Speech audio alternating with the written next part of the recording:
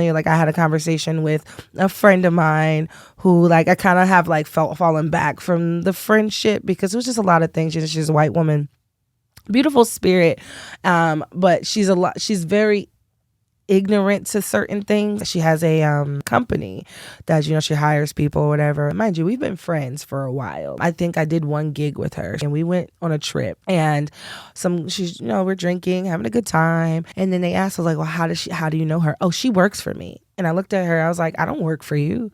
Like, why? And in my mind, I was just kind of like, we have been friends. Like, first of all, the gig that I did for you was to help you out because one of your people felt, you know, like they canceled on you.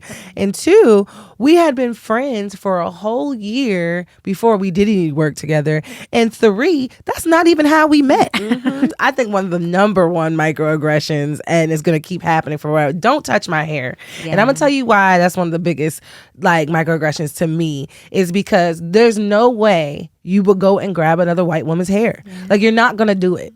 Like regardless, you're just not gonna be like, oh my God, you're not gonna do it. So like, why do you think you should be able to touch and comb through? Like, stop doing it. Especially not asking first. Like, it's okay to like, maybe you've never seen it. You know what I mean? Like, whatever. We're in 2023. Maybe you've never seen it and you're curious, but you just go and not only just my hair, just don't touch me. Like in general, don't touch me without asking. I think the main thing is you have to be ready for the conversation. So like even when you say, you know, you wouldn't say this, maybe someone else lets it go. You know what I mean? So I think you have to be prepared to have the hard conversation and still be respectful, but at the same time shut it down. So I think just bringing it to that person's attention, making it aware that you're not okay with it. Because I've also been around people where, you know, something happens to them and they just kind of brush it off because they'd rather avoid the confrontation or avoid, you know, hurting this person's feelings or whatever the case might be. But you really do have to be prepared to say something. Before, you know, I started working for myself, I worked in a lot of places where I was the only Black person. And I'm also from the suburbs too. So I'm kind of used to that until I went to like my HBCU is when I like got a reality check about what was going on in life.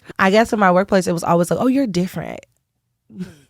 Oh, you're different than most, like, you know, like different than what? And then you say like different than what? And they look at you like stunned, like, like, don't you know? Don't you know you Black? Don't you know? I mean, I know I'm Black, but like, what do you mean I'm different? You know, I also was in an interracial relationship as well. I would say the microaggressions that came from him was always proving that he only dates Black women. So that was kind of strange. Wow. It was always like, oh yeah, you can take your hair out. I've seen it before.